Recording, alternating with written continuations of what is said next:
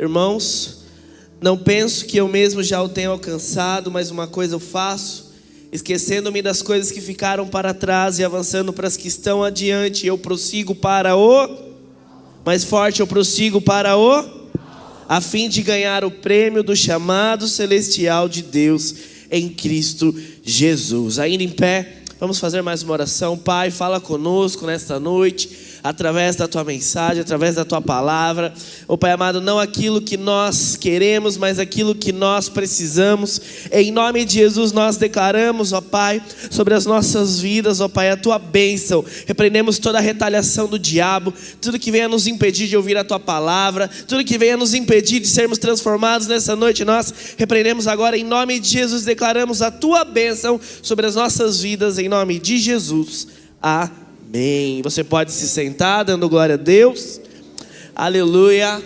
Irmãos, nessa oitava etapa do nosso projeto de vida, nós estaremos falando sobre nós definirmos os alvos, acerca daquilo que nós precisamos viver sobre nós. E eu gostaria de contar uma história que está na Bíblia, no livro de Marcos 10, 46, acerca do cego Bartimeu.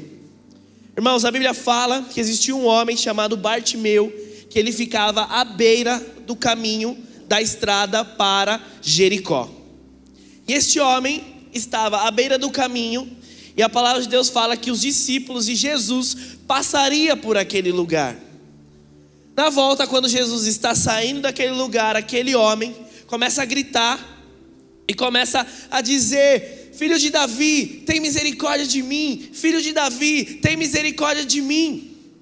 Então, conforme ele vai gritando, algumas pessoas olham para ele e falam: para de gritar. E ele começa a gritar mais alto: filho de Davi, tem misericórdia de mim. E aquilo chama a atenção de Jesus. E Jesus chama aquele homem e fala: traga ele até mim. Então chegam para ele e falam: se levante e vá até o mestre. E quando ele chega diante de Jesus, a palavra de Deus fala que primeiro ele deixa a capa que ele tinha e vai em direção a Jesus. E quando ele chega diante de Jesus, lá no versículo 50, Marcos 10, 50, diz: e ele, lançando de si a sua capa, levantou-se e foi ter com Jesus. E Jesus, falando, lhe disse: o que queres que eu te faça? E o cego respondeu: que eu veja. E Jesus lhe disse: vai, a tua fé te salvou. E logo viu e seguiu Jesus pelo caminho. Irmãos, para nós vivermos o projeto de vida conforme a vontade de Deus, nós precisamos ter alvos claros, precisamos ter os alvos bem definidos na nossa vida. Quantas vezes nós estamos como este homem, à beira do caminho, vaiando e venhando, e nós estamos lá, à beira do caminho, e nada acontece. Talvez nós temos pedido de uma forma que não se deve pedir, ou nós temos gritado: misericórdia, misericórdia. Mas nesta noite Jesus, ele não quer somente ouvir você gritando misericórdia. Jesus hoje ele chega diante de cada um de nós e pergunta: o que quer que eu te faça? E para que nós venhamos viver a vontade de Deus sobre a nossa vida, nós precisamos aprender a nos posicionar conforme a vontade de Deus, conforme o que Ele quer. Porque, presta atenção, irmãos, Jesus vai passar nessa noite. Jesus vai passar nessa noite. E quando Ele perguntar: o que quer que eu te faça? Nós estamos realmente prontos para responder? Onde nós queremos chegar ao final deste ano? Como nós queremos estar no dia 31 de dezembro de 2023? Será que realmente nós sabemos o que queremos? Porque Jesus ele vai chegar diante de nós, e Deus olha para cada um de nós e sabe o que todos nós precisamos. Mas nós precisamos falar. Se Ele perguntar: o que queres que eu te faça? Nós temos a resposta. Nós aprenderemos hoje com a vida de Bartimeu como nós nos posicionarmos. E a primeira verdade é que nós precisamos ter um alvo claro. Repita assim comigo: eu preciso ter um alvo claro. Muitos repreendiam aquele homem quando ele clamava. E ele estava ali, irmãos, e ele gritava, ele falava: tem misericórdia, tem misericórdia. E conforme mais ele gritava, a palavra de Deus fala que ele estava ali à beira do caminho, pedindo esmolas. E eles olhavam e falavam: poxa, acho que ele quer dinheiro. Fica quieto aí. Fica quieto. E ele gritava: mas por quê? Porque ele tinha claro o que ele precisava. Irmãos, não bastava somente ele ser notado por Jesus. Ele não queria somente um abraço de Jesus. Ele não precisava somente ser visto por Jesus. Ele não precisava ser citado como homem da Bíblia que gritou Jesus. Não, ele tinha muito claro o que ele precisava viver, o que ele precisava receber. Ele precisava voltar a enxergar. E a dificuldade não podia o parar. Então, como aquilo estava muito claro na mente dele, como estava muito claro o alvo que ele precisava alcançar, estava muito claro as dificuldades que ele teria no meio do caminho. Ter o alvo claro é entender onde nós estamos e onde nós precisamos chegar. Ter um alvo claro é entender que no meio do caminho algumas situações nós vamos precisar superar para no final chegar aonde nós precisamos. Se nós fôssemos um navio cruzeiro, imagina um navio cruzeiro bonito, você recebesse o máximo de suprimentos possíveis para uma grande viagem. Você recebe suprimentos, você reforma esse navio, você traz uma melhor tripulação para que neste trajeto você venha chegar a algum lugar. Deixa eu te falar uma coisa: se nós podemos ser o melhor navio, nós podemos ter a melhor tripulação, nós podemos ter todos os suprimentos, todas as condições possíveis, mas presta atenção, se nós não tivermos claro aonde nós iremos chegar, o nosso destino é afundar. Irmãos, quando nós não temos claro para onde nós devemos ir, nós corremos o sério risco de viver uma vida à deriva.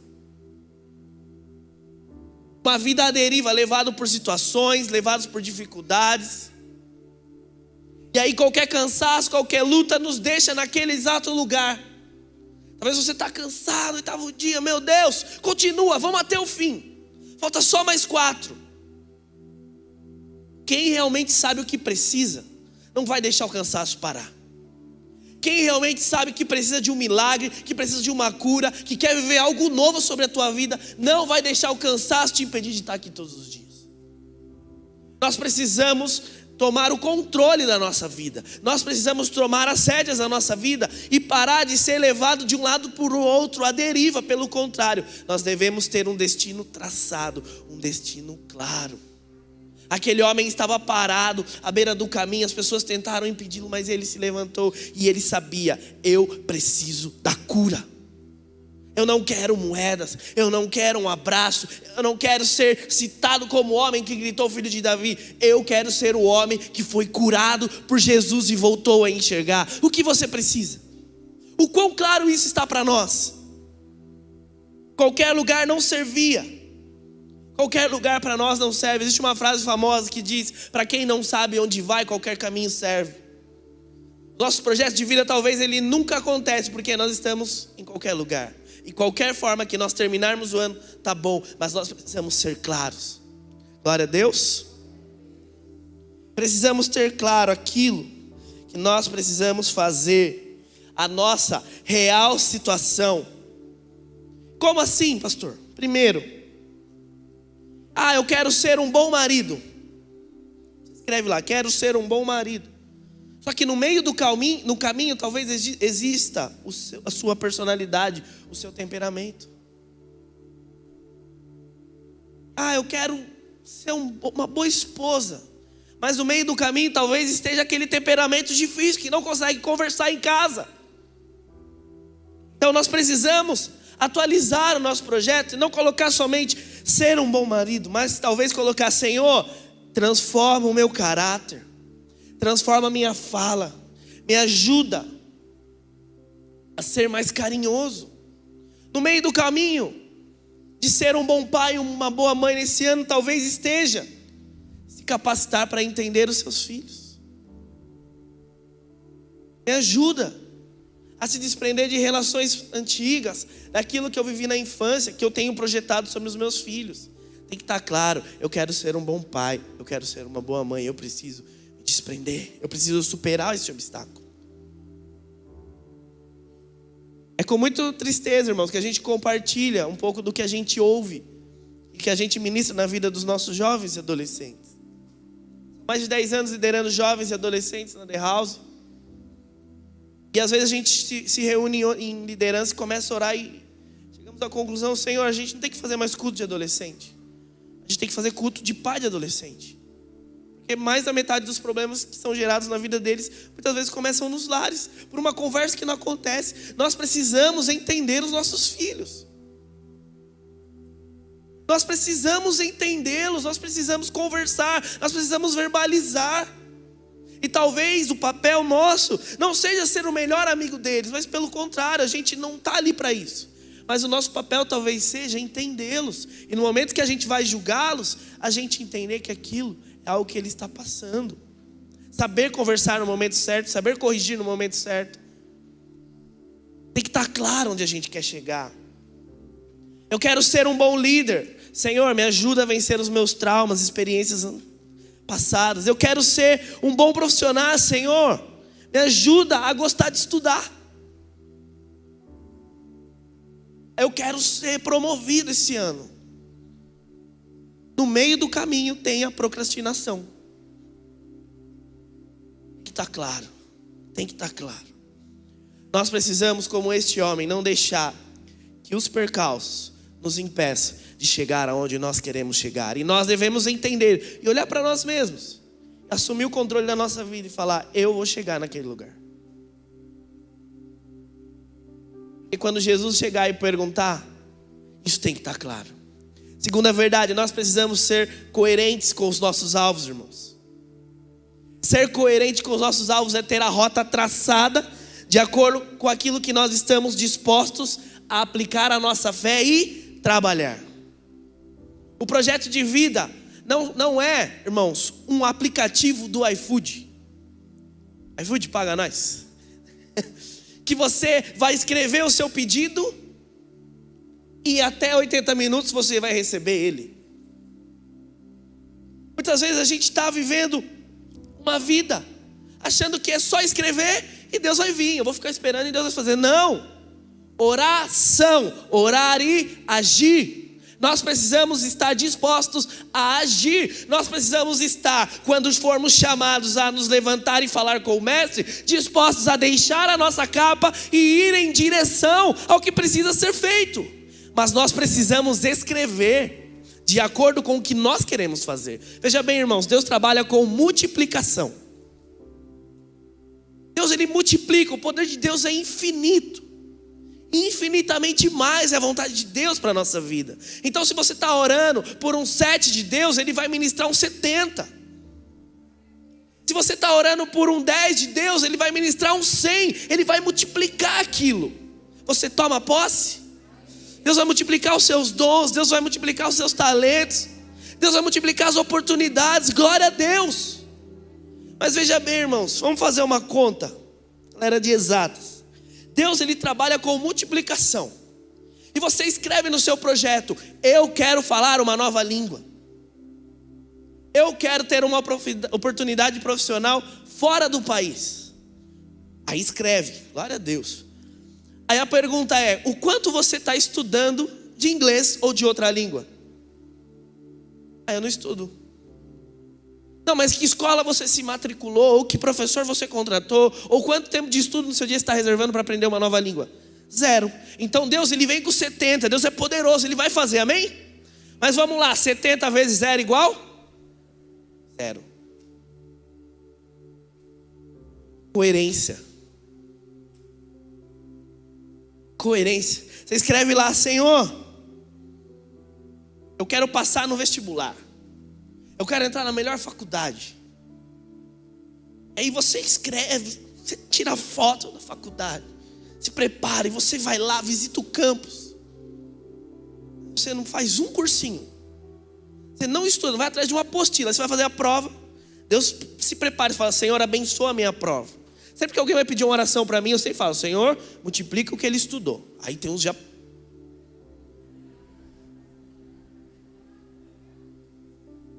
70 vezes 0 igual? 0. Senhor, Eu quero conhecer outro país. Aí seu chefe te chama, segunda-feira, toma posse. Hoje uma vaga na Alemanha e tal. Tudo pago. Ficar no Radisson. Só que você embarca sexta-feira. Passaporte está em dia? Nem tenho. 70 vezes 0 igual? Já começa a orar, irmãos, porque está fechado lá na emissão de visto. Está orando? Coloca aí, Senhor. Fica ligeiro.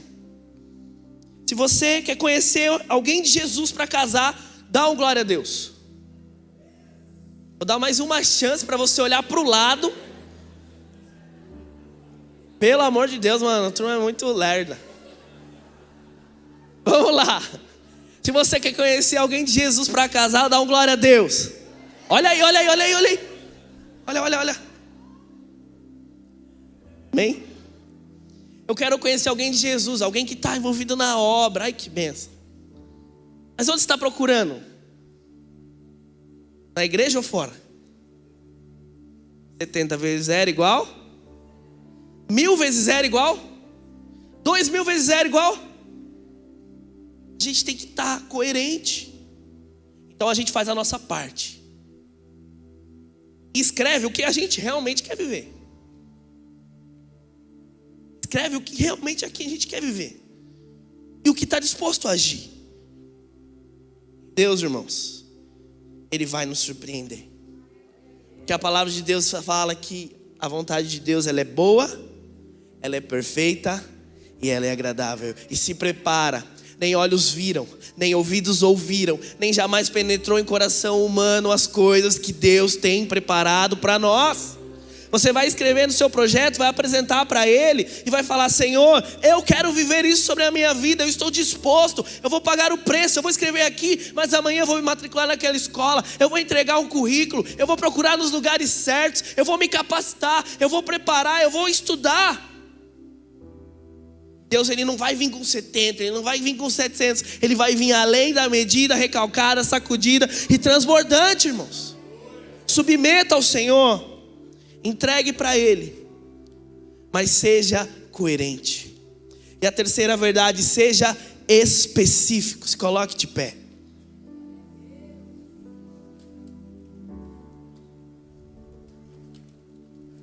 Seja específico. Presta atenção, irmãos, aquele cego, ele estava naquela estrada por muito tempo. Algumas passagens falam que ele era um cego de nascença. Mais de 10, 20 anos ele estava ali, todos os dias naquela estrada, à beira do caminho.